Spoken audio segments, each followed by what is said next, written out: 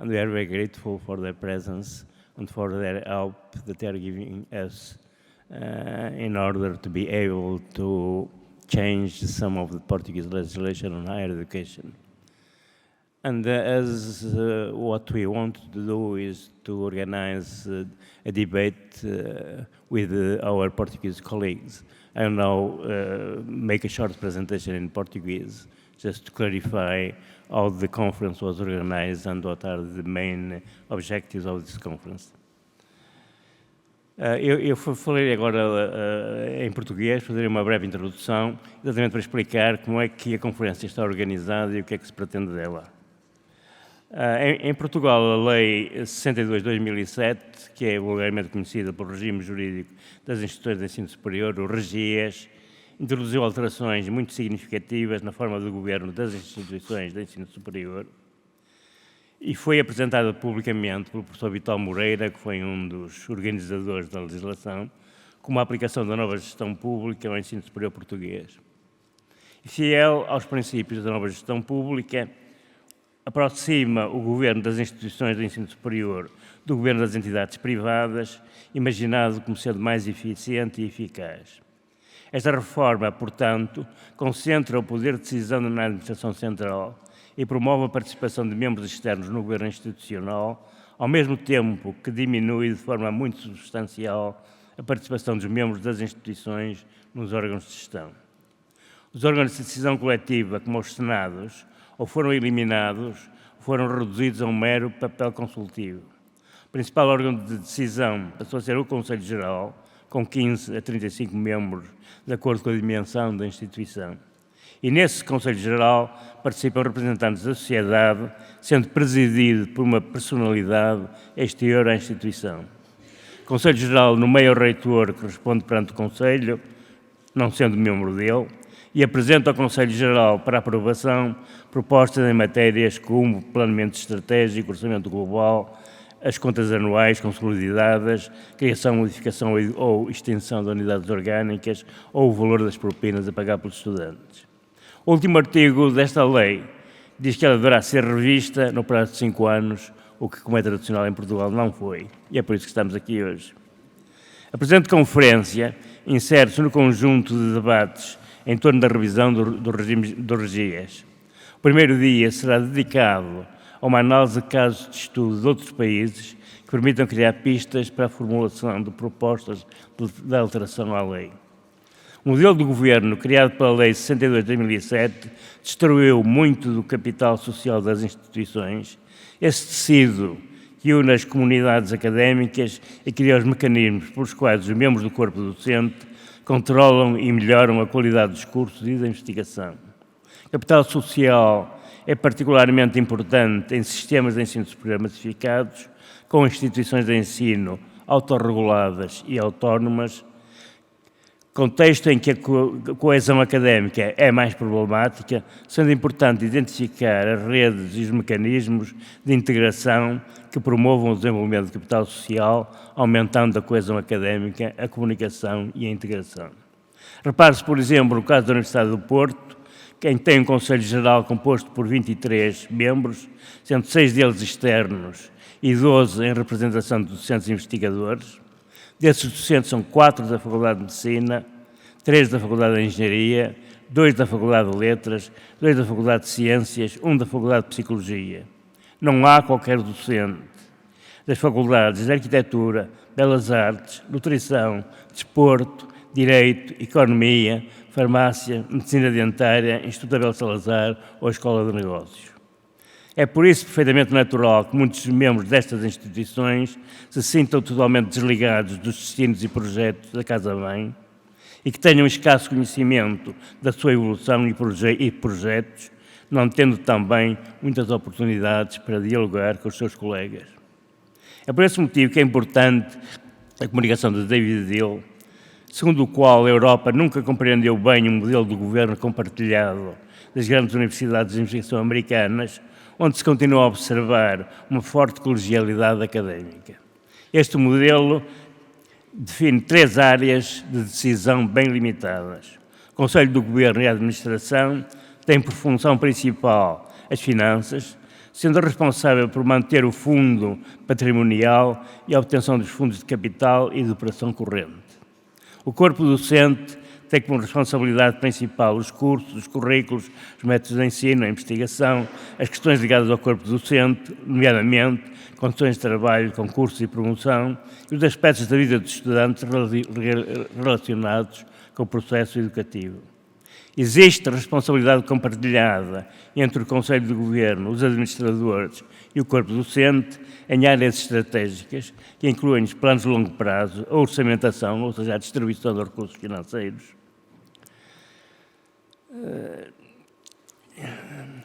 a definição de prioridades de curto e longo prazo e a escolha do presidente.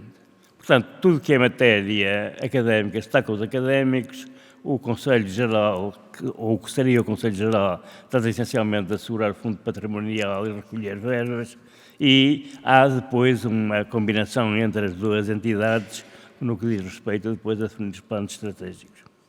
Também Michael Shattuck chama a atenção para o modelo americano, em que os órgãos do governo preferem trabalhar estreitamente com a comunidade académica, em vez de usar o seu direito legal para, de facto, controlar a instituição. Segundo Shattuck, a nova gestão pública não teve grande êxito em promover a excelência académica, uma vez que as universidades, que em geral ocupam as 10 primeiras posições nos rankings internacionais, são caracterizadas pela colegialidade da sua gestão. É, por exemplo, o caso de Oxford e Cambridge. Além disso, muita da literatura clássica sobre empresas dá relevo à aprendizagem organizacional, à capacidade das instituições reagirem a mudanças no ambiente externo, não porque sejam dirigidas por gestores de topo, mas porque as suas estruturas internas são suficientemente abertas e incentivadas a ser mediadas por contactos com o ambiente externo a todos os níveis de organização. O Regias seguiu as tendências que se observam na Europa e que consistem, como sugerem alguns autores, em aplicação da nova gestão pública, que geraram um fenómeno que nós designamos por bordismo, ou seja, a emergência de conselhos gerais ou estruturas semelhantes, na maioria dos países. Pode dizer-se que na Europa o processo se iniciou no Reino Unido com relatórios das comissões Jarrett e Deering, a primeira de 85 e a segunda de 97, que consideravam que os processos de decisão académicos eram demasiado lentos e complexos, não estando adaptados às novas condições de maior incerteza, mercados voláteis e necessidade de procurar fontes alternativas de financiamento. Em particular, o relatório de Deering recomenda que a dimensão do governing body seja reduzida ao máximo de 25 elementos, aliás, como em Portugal. Segundo Barg, pretendia-se alterar o balanço de poder e autoridade nas universidades em desfavor dos valores e preocupações dos académicos, introduzindo valores e perspectivas dos negócios como alternativas legítimas.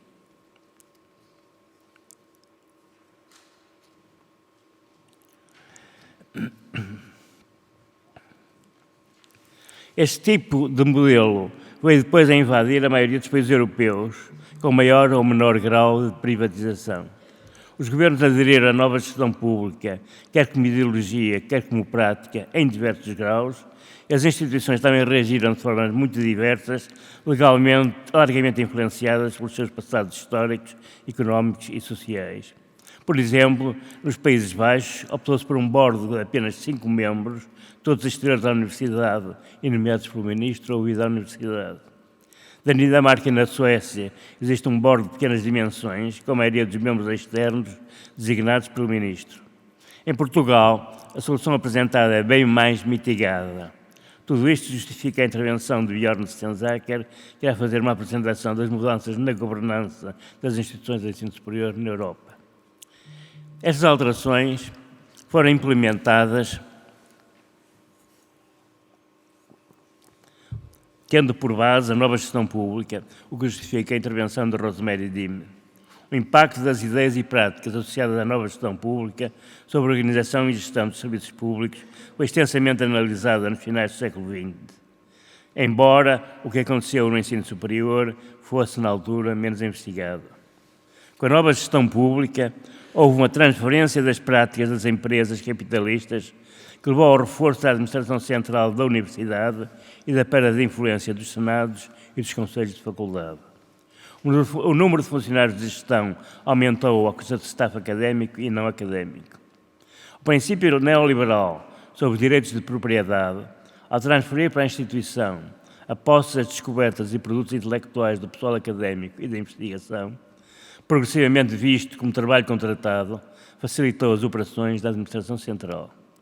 Essas alterações ditaram sortes opostas para académicos e estudantes. Enquanto que a posição dos académicos foi sendo progressivamente degradada, passando de profissionais a meros empregados ou funcionários, tendo sido afastados da gestão das suas próprias instituições, pelo contrário, os alunos foram promovidos a clientes e, como tal, viram a sua influência aumentar num contexto em que as instituições deviam considerar prioritário satisfazer os clientes. A evolução do papel dos estudantes nas instituições de ensino superior é discutida por Mania Klemensic, da Universidade de Harvard, a qual teve um papel de relevo na implementação do processo de Bolonha, sendo na altura secretária-geral da European Students Union, na altura designada por ESIB, a European Students Information Bureau. Finalmente, é interessante analisar o que foi uma inovação introduzida por Regias, que é a possibilidade das instituições de ensino superior assumirem a forma de fundação pública de direito privado. A Finlândia, tal como Portugal, também criou a possibilidade de adoção deste modelo fundacional, que foi depois adotado pela Aalto University e pela Universidade de Tampere. Jaakko Kauko, professor de Educação na Universidade de Tampere, irá apresentar o caso finlandês, analisando as vantagens e desvantagens do modelo fundacional, o que permitirá tirar ilações sobre o sistema. Temos aqui cinco casos diferentes. Temos o caso americano, que nos mostra que, apesar de tudo, os académicos continuam a ter um papel de relevo nas universidades americanas, normalmente na sua gestão, e principalmente na parte académica. Depois temos o caso da evolução dentro da Europa, que será apresentado pelo Björn Stenzaker. Depois temos a apresentação da nova gestão pública e das suas consequências. Depois Mania falará sobre o papel dos alunos e, finalmente, terminaremos com o caso das universidades finlandesas. O segundo dia será totalmente dedicado ao caso português. António Magalhães, diretor do CIPES, analisará o processo de reforma do ensino superior português, com particular ênfase nas alterações na forma do governo, em resultado da implementação de políticas e práticas de nova gestão pública, nomeadamente quanto à emergência dos Conselhos Gerais e ao papel dos stakeholders externos. Cláudia Sarrico, professora da Universidade do Minho, durante vários anos analista de políticas de ensino superior e ciência na OCDE, farão a apresentação das recomendações feitas por esta instituição para Portugal, no âmbito das várias missões que a OCDE realizou no nosso país. Finalmente, Carmelo Rosa, autor de uma tese de doutoramento sobre o regime fundacional das universidades públicas portuguesas, centrará a sua intervenção em torno das vantagens e problemas do modelo fundacional adotado em Portugal. A conferência encerra com um debate acerca de uma tese de doutoramento. A conferência encerra com um debate em torno das questões de autonomia e governo das instituições de ensino superior, com a participação de representantes do CRUP, do CSISP e da PESP. Gostaria de dizer que isto é uma iniciativa da Fundação Belmiro de Azevedo. O engenheiro Belmiro de Azevedo foi alguém que sempre se preocupou com o ensino, quer como elemento promotor da ascensão social, quer como elemento fundamental para a promoção do sucesso económico e social das nações. Fiel aos seus princípios, no âmbito da sua fundação, criou um programa que tem por missão construir pontes entre a educação, a política e a sociedade, tendo em vista adequar as qualificações e as capacidades criadas e desenvolvidas pelo sistema de ensino e aquelas consideradas fundamentais para o desenvolvimento social, económico e cultural de Portugal e dos portugueses. E é no cumprimento da sua missão que o EDLOG decidiu promover esta conferência como forma de contribuir para o debate público do processo de revisão do regime jurídico das instituições de ensino superior, a Lei 62 de 2007, de 10 de setembro. Muito obrigado.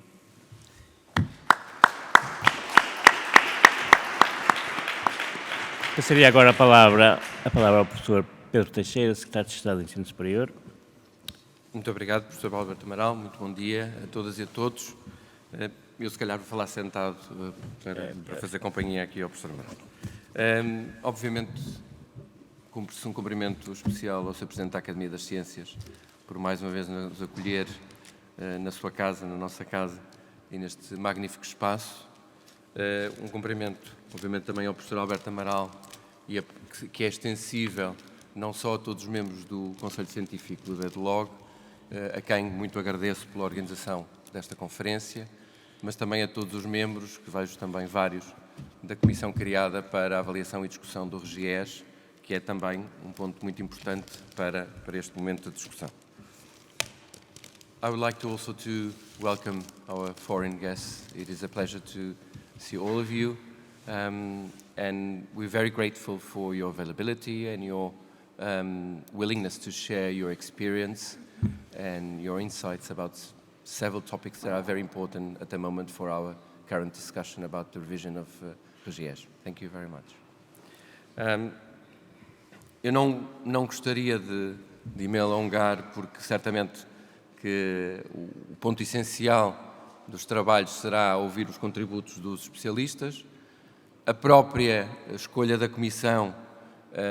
pressupõe que aquilo que interessa mais neste momento ao Ministério da Ciência, Tecnologia e Ensino Superior é estimular o debate e a discussão sobre o RGES, conforme o professor Alberto Amaral lembrou e conforme é conhecido de todos, que era suposto ter sido revisto há 11 anos, mas, bem diz o povo, antes tarde que nunca, e por isso temos agora este momento, temos esta oportunidade, mas eu penso que se impõe também dizer algumas notas de abertura que espero que não sejam interpretadas como tentando influenciar ou condicionar aquilo que vai ser a discussão. A primeira nota é, certamente não muito surpreendente para muitos dos que vejo que têm ou tiveram funções de gestão em instituições de ensino superior, é que a questão da governação é, porventura, uma das questões mais complexas em termos dos sistemas de ensino superior. É, desde logo, também complexo, porque tem múltiplos sentidos. Muitas vezes nós estamos a falar de coisas diferentes e estamos todos a falar de governação. Podemos estar a falar de governação ao nível do sistema e aí a realidade tornou-se, quer no sistema português, quer na generalidade dos sistemas com os quais nós muitas vezes nos comparamos e cuja trajetória, em grande medida, posso dizer, acompanhamos, foi uma trajetória em que a regulação do sistema se tornou também ela mais complexa. A regulação do sistema não é hoje apenas uma relação entre o Estado e as instituições, porque, sobretudo, do lado do Estado, se quiserem, do interesse público, há múltiplas entidades que prosseguem esse interesse público. Isso passa por, certamente, uma dimensão política que está normalmente muito associada ao Ministério, mas há um conjunto de outras entidades com graus diversos de independência, do ponto de vista do financiamento, do ponto de vista da investigação, do ponto de vista da avaliação e acreditação, que têm também elas um papel muito importante na governação do sistema e que moldam o comportamento e a ação das instituições de ensino superior. Esta complexidade é também ela grande quando falamos da governação ao nível das instituições, porque, conforme, aliás, o professor Alberto Amaral, na sua intervenção inicial, lembrava, ela não só mudou, mas, se me permitem o termo, ela densificou-se internamente. Se, para aqueles que têm mais cabelos brancos, se recuarmos 30, 40 anos, lembrar-nos-emos que, em grande medida, a dimensão institucional e, sobretudo, a dimensão de governo ao nível institucional era uma dimensão muito frágil. Se nós recuarmos antes da lei da autonomia e mesmo nos primeiros anos a seguir à lei da autonomia, muitos aqui poderiam contar histórias, eu diria quase pícaras, sobre a dificuldade que era a tomada de decisões ao nível das instituições e, por isso, há um caminho que foi feito do ponto de vista, não só em Portugal como na generalidade dos países da Europa continental, que deu uma crescente autonomia e uma crescente capacidade de decisão e de governo às instituições e, associado a isso, houve a criação de um conjunto de órgãos que foram mudando ao longo destes mais de 30 anos como tentativa de dar resposta ou de concretizar essa capacidade de decisão que as instituições passaram a ter. E isso trouxe para a governação das instituições interesses diversos, em alguns casos interesses contraditórios. Porque a forma como os diferentes níveis atuam dentro das instituições, e isso faz-se de diferentes formas nós temos instituições mais centralizadas e temos instituições de ensino superior mais descentralizadas, mas em ambos os casos essas tensões se manifestam-se de forma diferente ou através de caminhos diferentes. O trazer para a representação e para a capacidade, ou dar capacidade de decisão e de governo às instituições de ensino superior, significou dar, obviamente, poder e capacidade de decisão aos diferentes corpos que compõem as instituições e, no momento subsequente, no momento mais tardio, a entidades que não fazendo parte no sentido estrito, não tendo um vínculo tão direto com as instituições de ensino superior, têm um interesse muito claro naquilo que as instituições de ensino superior fazem. Isso terão lembrados, no caso português, isso existiu numa primeira fase como opcional para algumas instituições e a partir do RGES como algo que era vinculativo. E ao trazermos todas estas dimensões, nós legitimamos diferentes visões, diferentes formas de encarar as missões das instituições de ensino superior, diferentes formas de hierarquizar as prioridades na ação do ensino superior e das instituições de ensino superior e por isso tornou a governação das instituições de ensino superior também ela mais complexa, porventura mais conflitual, porque havia essas diferentes entidades. E por isso, mexer na governação do sistema e na governação das instituições de ensino superior normalmente não é muito avisado, porque, porventura, o não fazer nada é sempre o mais cómodo e o mais confortável, e se calhar isso também explica porque é que tantos anos passou e o RGES não foi revisto. Porque se há uma vontade, há vários anos, muito grande para rever o RGES, também é verdade que provavelmente o consenso terminará exatamente aí, que é nessa vontade, nessa necessidade de rever o RGES, porque certamente a partir do momento que abramos a discussão encontraremos visões muito diferentes. Já nesta conferência elas serão certamente muito presentes e ainda bem que assim é, porque se é para o sistema se rever nos seus documentos estruturantes, é bom que sinta que essas diferentes visões, de alguma forma, são matizadas numa decisão que depois terá que ser consensualizada ou contratualizada com os diferentes atores políticos e os diferentes atores do sistema. Eu, como disse, não queria alongar, mas gostaria de fazer apenas mais duas notas relativamente a estas tendências que nós tivemos do ponto de vista da governação. Uma primeira nota relativamente à questão da governação em termos sistémicos. Eu já mencionei, e não é por inclinação académica ou de gosto, ou por curiosidade histórica, mas é porque eu acho que vale a pena enfatizar que nós, de facto, fizemos um caminho que deu às instituições autonomia e que, sobretudo, criou uma cultura de autonomia nas instituições de ensino superior. Hoje em dia, quando as instituições de ensino superior, quer em termos europeus, se virmos pelas pronúncias que os principais órgãos representativos fazem, mas no caso específico particular que mais nos interessa de Portugal, se virmos as reivindicações das instituições de ensino superior, elas sistematicamente pedem mais autonomia. Elas desenvolveram uma cultura que, em face dos desafios ou em face dos problemas, não ficam à espera que o Governo ou que outras entidades reguladoras lhes resolvam esses problemas, não dizem vamos esperar para ver o que é que o Governo quer, desenvolveram uma capacidade para, por si só, procurar nas suas capacidades, na sua rede de contactos com outras entidades, a capacidade para desenvolver estratégias e tentar enfrentar os desafios que se lhes colocam. E eu acho que é muito importante nós fazermos esse exercício de memória, porque, como em tudo na vida, nada é irreversível, tirando a morte. E por isso é muito importante que nós lembremos, neste momento que começamos a discutir o RGES, que um dos aspectos que mais fortaleceu o sistema de ensino superior foi nós sermos capazes, ao longo dos últimos 35 anos, de construir instituições muito mais autónomas. Isso tornou o sistema muito mais forte, deu muito mais qualidade ao sistema, isso refletiu-se em muitos indicadores que nós poderíamos mobilizar do ponto de vista da qualidade do ensino, da investigação, da internacionalização, da relação com a comunidade. E eu atrevo-me a dizer que nada disso teria sido possível, certamente não teria sido possível na escala em que foi, se as instituições de ensino superior não tivessem tido autonomia, que foram conquistando e que lhes foi sendo legitimada sucessivamente. E por isso é muito importante que esse seja um pressuposto desta discussão. Que a discussão passe por reforçar, consolidar, melhorar, se quisermos, a autonomia que as instituições têm, mas não por reverter esse processo. É também importante, como muitos se lembrarão de muitas das discussões primordiais que nós tivemos sobre a autonomia institucional, que nós tínhamos sempre um binómio de autonomia e prestação de contas. E por isso que esta reflexão que aprofunde e que fortaleça a autonomia institucional seja também uma discussão sobre quais as formas ajustadas às instituições que nós hoje temos e ao sistema que nós hoje temos de fortalecer e de estimular a prestação de contas.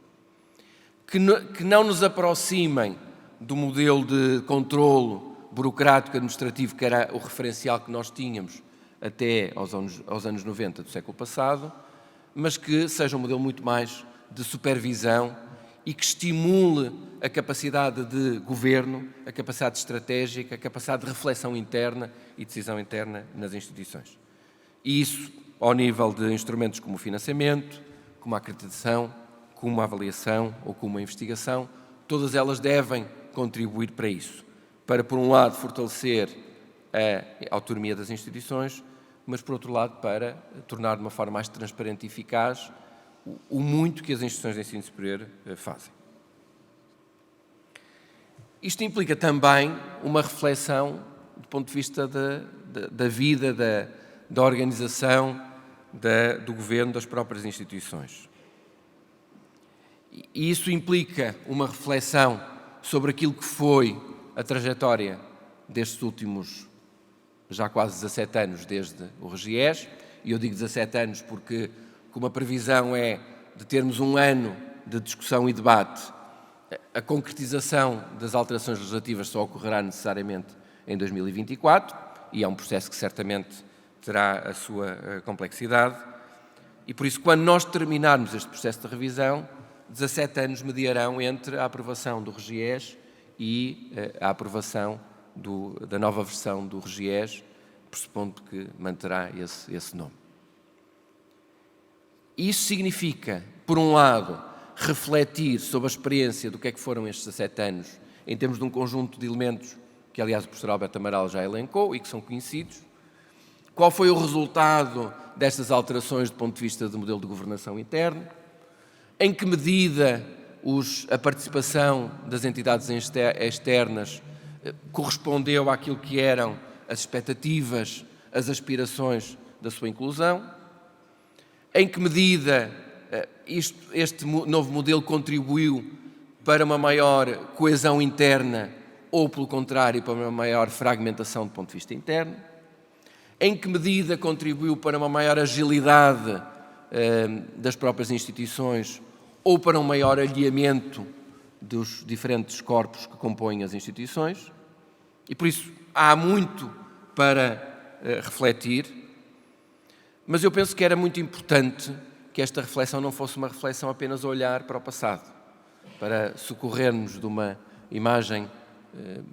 conhecida das cabeças de Jano que tinham os antigos. É uma reflexão que tem que olhar para o passado, mas tem que também olhar para o futuro. Ou seja, acho que seria uma oportunidade perdida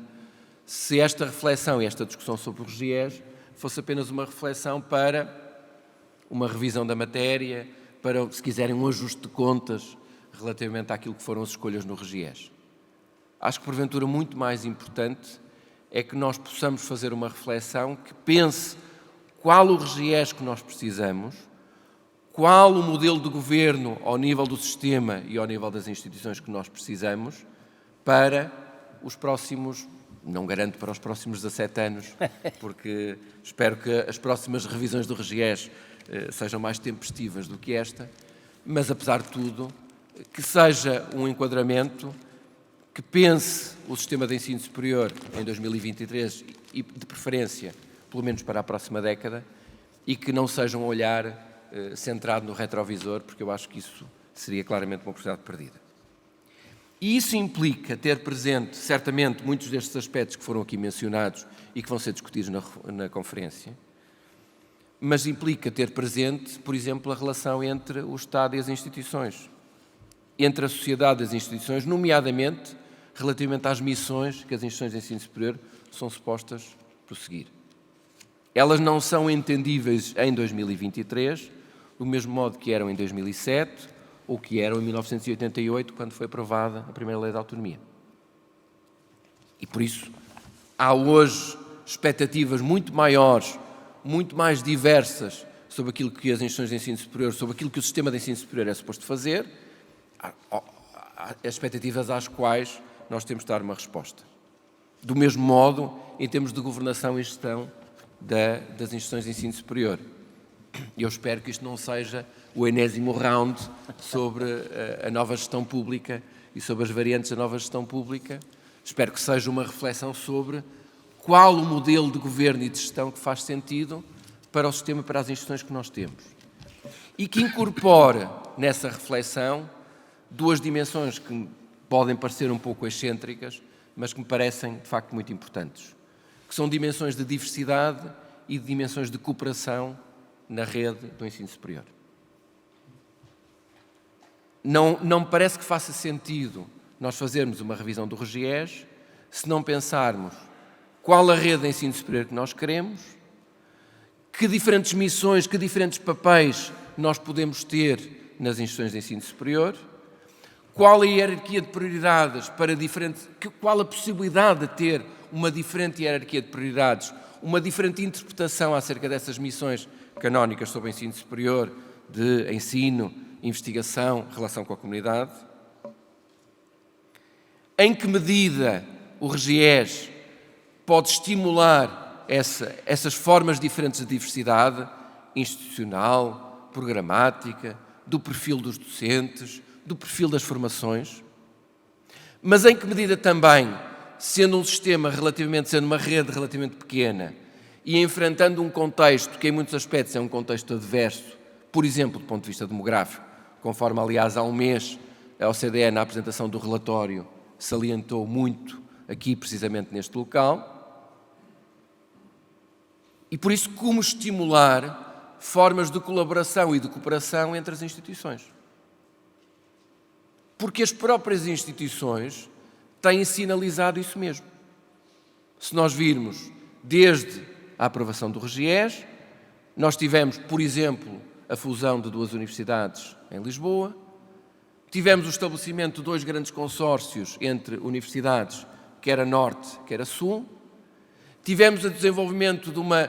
densa colaboração, por exemplo, no subsistema politécnico ou entre politécnicos e universidades, e por isso aquilo que nós hoje vemos ao nível da oferta formativa é um crescimento e uma apetência grande para a cooperação intra e interinstitucional. E por isso parece-me que é óbvio que o RGES e que esta reflexão sobre o RGES deva também ocupar-se particularmente em que medida o RGES pode ser um instrumento para ajudar as instituições a colaborarem mais, para termos instituições mais fortes e instituições que cumpram melhor a sua missão. A outra dimensão que eu acrescentaria nesta reflexão, que é normalmente o ausente presente, é a relação entre ensino superior e ciência. Nós temos a trajetória que temos, que é de todos conhecida, que foi uma trajetória em que, em grande medida, o ensino superior e a ciência se desenvolveram em estreita relação. Não há sistema científico em Portugal sem o contributo das instituições de ensino superior, mas também eu diria que não há instituições de ensino superior e sistema de ensino superior digno desse nome sem o contributo do sistema científico e sem o desenvolvimento que nós tivemos nos últimos 30 anos. Isso teve uma justificação,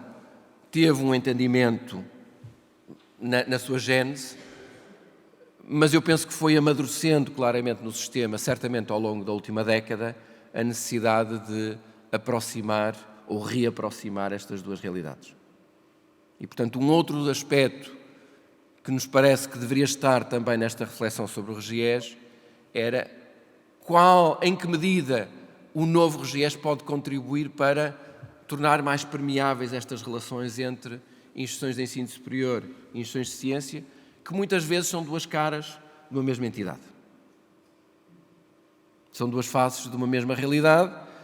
mas que nem sempre atuam de uma forma congruente. E por isso, essa é também, eu espero não estar a dar uma lista de encargos demasiado longa, mas exatamente por isso é que o Governo entendeu que deveria dar 1 ano para esta discussão. Porque se quer que esta seja uma discussão participada, amadurecida,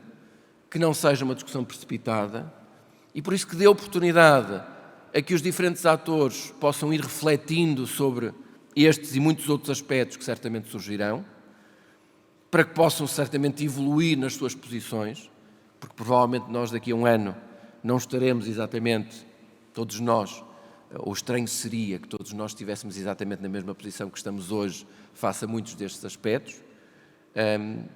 Não creio que em muitos destes aspectos e sobretudo em matérias complexas o dogmatismo seja bom conselheiro e por isso é que o Governo fez esta opção de criar uma comissão que estimulasse, que promovesse um debate amplo, participado, fazendo aliás uma opção que para alguns certamente desagradou, de incluir pessoas com posições públicas claramente diferentes sobre vários temas,